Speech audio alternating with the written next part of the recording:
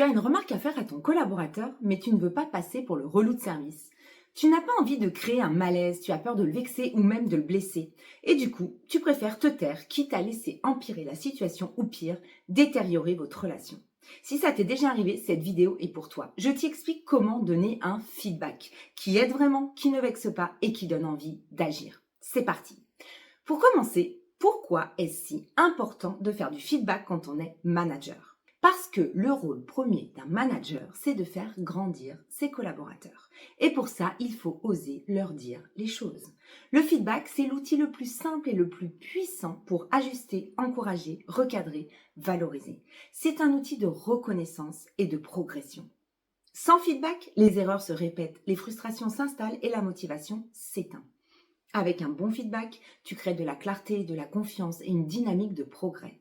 Alors oui, parfois ça pique un peu, mais un manager qui ne fait jamais de feedback, c'est comme un coach qui n'ose pas parler à ses joueurs pendant le match. Pour oser faire du feedback, n'oublie pas que tu le fais à ton collaborateur avec deux intentions positives. Premièrement, l'aider à grandir, à s'améliorer et à monter en compétences.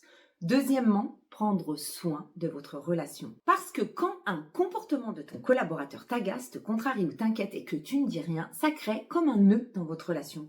Quand tu le vois, quand il te parle, tu ne penses qu'à ce truc qui t'agace et dont il n'est même pas au courant de son côté. En ne disant rien, en ne verbalisant pas ce qui ne va pas, tu laisses les choses prendre de l'importance. Jusqu'au moment où tu n'en pourras plus et que ta remarque va sortir d'une manière totalement inappropriée et qui sera évidemment inaudible pour ton collaborateur. Donc oui, faire un feedback constructif, c'est soigner la relation. Ne l'oublie jamais. Mais c'est quoi un feedback constructif ? Un feedback, ce n'est pas juste dire que ça ne va pas. Ce n'est pas non plus balancer une critique cachée derrière un petit sourire gêné ou une petite blague.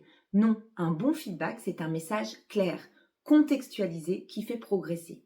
Il peut être positif. Bravo pour ta présentation hier matin en réunion, elle était vraiment claire et elle a permis d'éclaircir la situation avec ce client. Ou correctif.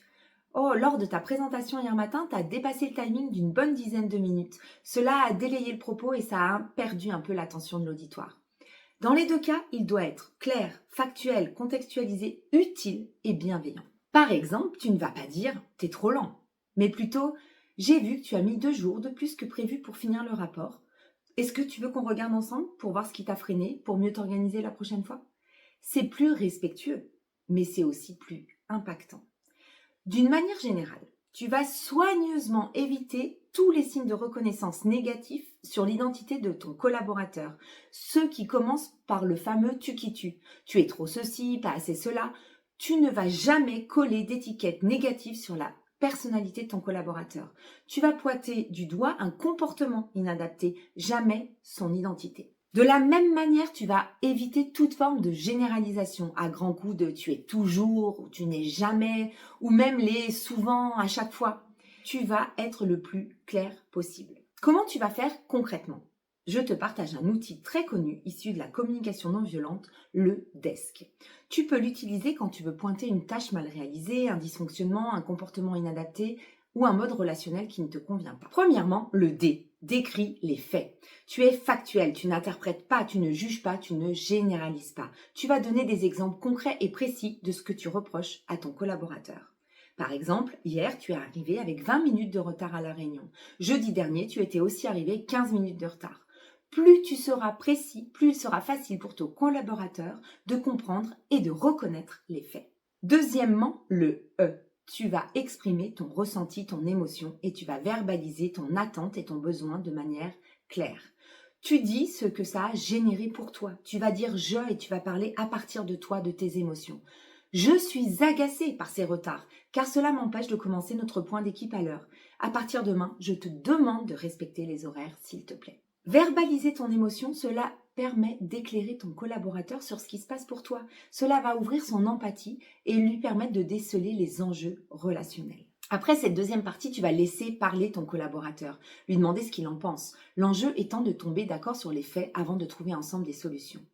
Petit aparté, s'il n'est pas d'accord, tu vas aller chercher d'autres faits, d'autres exemples. Et si jamais il se braque, tu peux lui proposer de suspendre l'entretien pour qu'il prenne le temps de réfléchir et vous vous revoyez le jour suivant pour avancer vers les solutions.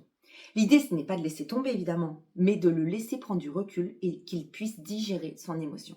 Une fois que vous êtes d'accord sur les faits, tu vas pouvoir passer au troisième point de la méthode DESC. Le S. Trouver ensemble des solutions. Tu vas ici co-construire avec ton collaborateur une solution pour résoudre la difficulté. Tu vas lui demander ce qu'il pourrait faire pour changer, de quoi il a besoin, comment tu peux l'aider éventuellement. Tu peux proposer des solutions évidemment, mais plus elles viendront de lui, plus il va s'engager et pouvoir se mettre en mouvement. Enfin, pour finir, quatrième étape, le C. Tu vas finir sur les conséquences positives. L'enjeu ici est de motiver ton collaborateur à changer.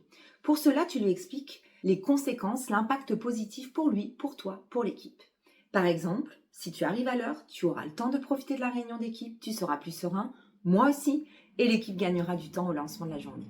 Et enfin, tu peux finir ton feedback par du renforcement positif en lui disant que tu as confiance en lui pour que cela change ou encore que ce point-là précis est à améliorer mais que pour le reste, tu es très content de son travail et de votre collaboration.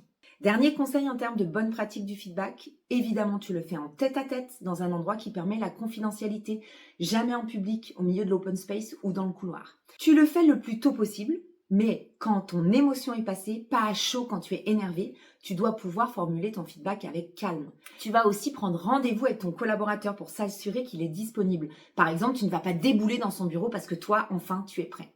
Et bien sûr, tu vas laisser l'autre s'exprimer. Le feedback, ce n'est pas un monologue, c'est une conversation. Voilà, j'espère que ces quelques conseils t'aideront à être plus à l'aise pour le feedback correctif, constructif. Avant de te quitter, j'ai un défi pour toi. Dans les 48 heures, tu donnes un feedback constructif à quelqu'un autour de toi et tu viens me dire en commentaire comment ça s'est passé. Et si tu veux d'autres outils pour mieux manager, mieux communiquer et créer des relations plus apaisées dans ton équipe, abonne-toi et active la cloche.